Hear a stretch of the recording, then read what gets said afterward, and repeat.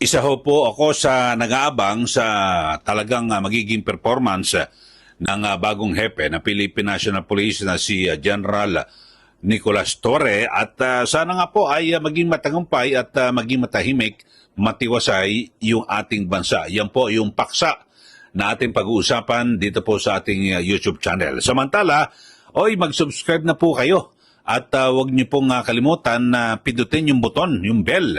At para lagi kayong updated at dito po siyempre para malaman nyo kagad yung ating mga tinatalakay na mga issue. Samantala, ito ho, alam nyo ho, meron pong pag-aaral na kung saan ay ang Singapore ay nanguna sa Asia bilang pinaka-safest country, pinakaligtas na bansa para po sa mga travelers o yung mga biyahero o mga turista. At samantalang ang Pilipinas ay kulelat sa huli. So kung babalik ta rin mo naman sa mga hindi ligtas, number 1 ang Pilipinas. Grabe ho mga kababayan, ayan po, ayan. Survey po yan.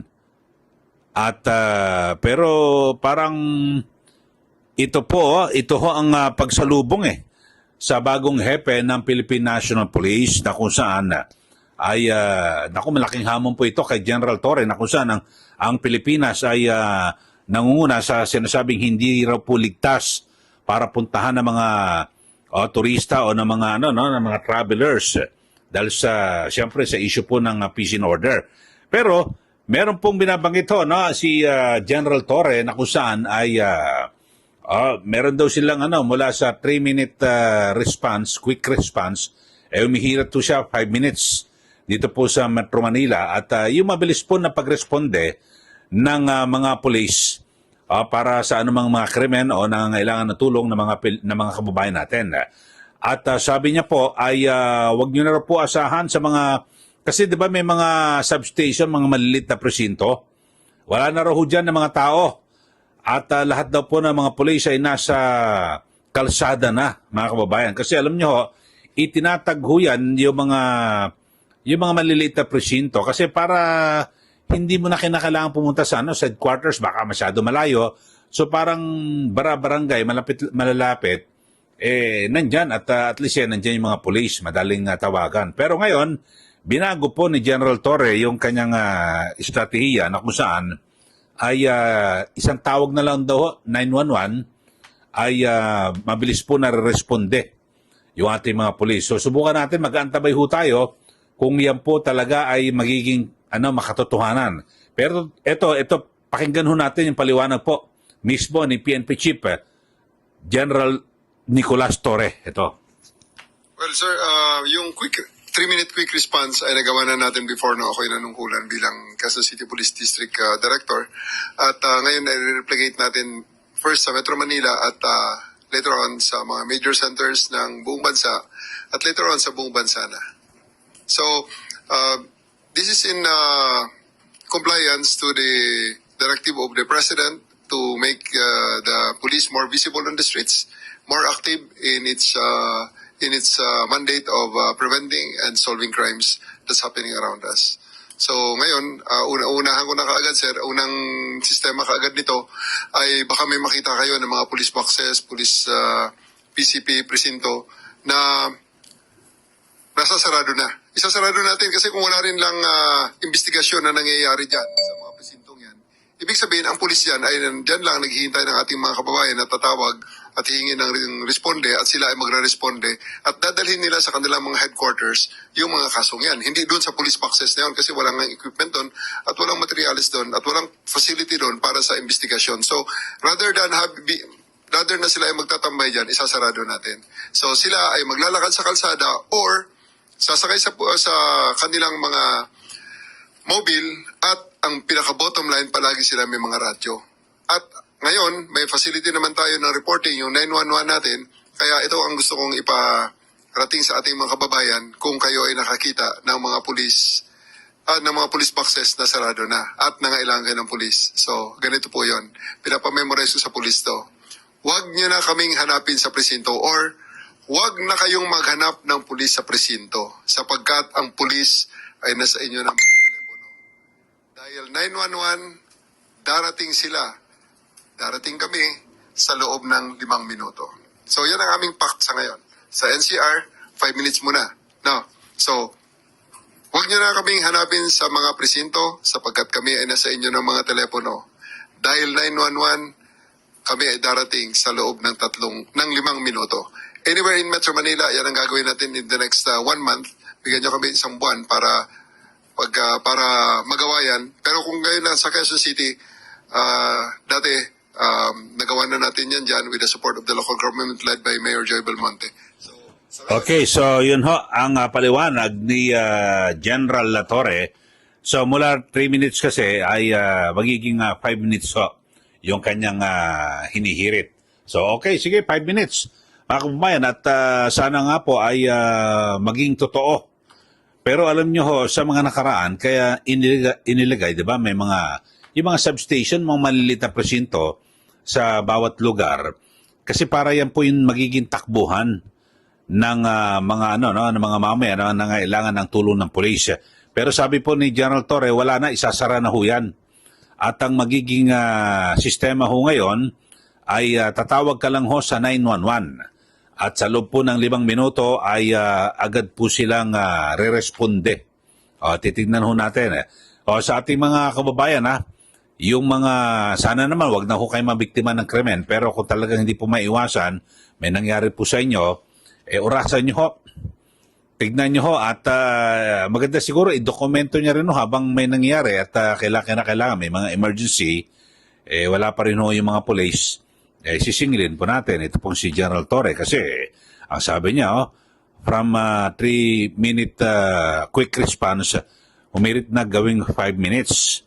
Tingnan ho natin mga kababayan at baka meron din ho kaya silang helicopter kasi paano kung ipupuntahan na may nangyayaring krimen doon ay di ba yung na matraffic. Nako, Diyos ko po. Tingnan ho natin mga kababayan. So, yun ho, sana nga magtagumpay. At 'di ba may mga napaulat na matindi ho, yung mga kidnapping, 'di ba? Kaya yung mga nasa Filipino Chinese community talaga nagbigay po ng pangamba dito po. Pero balikan ho natin ito hong pag-aaral kasi nako, ang gandang timing ho nito mga kababayan, 'di ba? Ang Pilipinas ay nasa panghuli. Ito, base po ito sa pag-aaral na ang sinasabi, ang Singapore ay, yun ho, sabi na, ligtas daw. Itong study na ito ay from the comparison platform, yung Hello Safe. At na kung saan, sa mga Asian countries, Singapore is the safest destination to travel to this year. Ngayon ho, ang taon na ito mga kababayan. At yun ho, samantala, at the opposite end of the scale is the Philippines, which the study says is not only the least safe country for travelers in Asia for 2025, but also for the rest of the world. Ako, grabe ho ito, mga kababayan. So, hindi lang pala pang Asia, pang buong mundo pa ang Pilipinas. Yun ho mga kababayan, talagang may mga nagsusurvey ho rito nagsasagawa ng mga pag-aaral, katulad ho nito at yung Hello Safe. So lahat tinitignan, tinatanong siguro sa mga turista, galing ka ng Pilipinas, ano masasabi mo ron? Nako, sasabihin, delikado ron, yung krimen. So yun, magmamarkahan niya hanggang sa dumami. So dito, ang the least safe countries in the world, ang Pilipinas ay nakuha yung top spot with 82.32% na sinusundan po ng Colombia. Ayan, 79.21 points. At Mexico ay 78.42 points. India with a score of 77.86 and Russia. So yun ho mga kababayan, sa mga hindi safe. Pero yung pinaka-safe naman, safest, Singapore.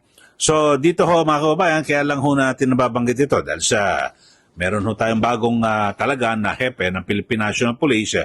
Naku, malaking hamon po ito sa kanya. Dahil sa, di ba, dapat mabago ho ang persepsyon at paniniwala ng mga travelers na dito kayo magtungo sa Pilipinas dahil sa ito ay ligtas ka rito at talagang maayos ang yung peace and order, yung kapayapaan at katahimikan na talagang matindi ho dito sa Pilipinas. Ano, ganun no.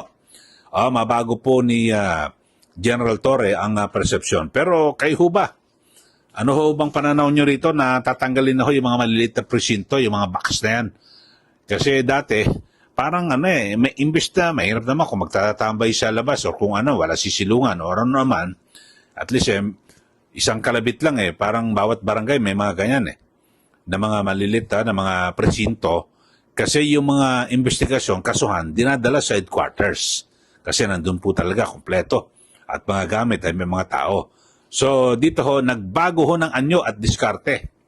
Ito pong si General Torres. So abangan ho natin kung yun po ay magiging mabisa at epektibo. Importante ho rito ay talagang mapanatili po at maging maganda po yung peace and order dito po sa ating bansa. So uunahin po dito sa Metro Manila ang 5-minute quick response ng ating PNP sa mga nangangailangan ng ayuda sa emergency at kung may mga nangyaring krimen dito po sa ating bansa, tawag ka lang 911, mabilis lang ho.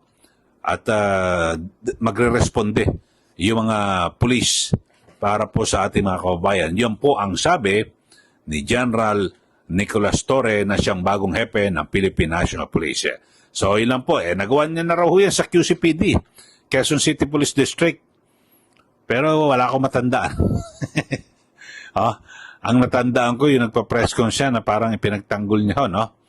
Yung dating pulis na nanutok ng baril. Kaya nga siya, umalis sa QCPD, di ba? At napilitang mag-resign. Pero matagal na, tapos na yun. Tayo naman umaasa. At alam niyo, tayo kasama ng mga Pilipino, laging positibo. Na kapag may mga ganyang ine-appoint, bigyan mo lagi natin ang benefit of the doubt, wag ho agad husgahan, sige, tingnan ho natin kung talagang ano magagawa nito sa PNP at siyempre sa pagbibigay, pangangalaga ng seguridad sa ating lahat ng mga Pilipino. Okay, so maraming salamat po mga kababayan dito po sa ating channel, subscribe lang po at para updated ho kayo sa ating mga ginagawang komentaryo. Muli, ito po si Ka Eli. Magandang araw po sa ating lahat.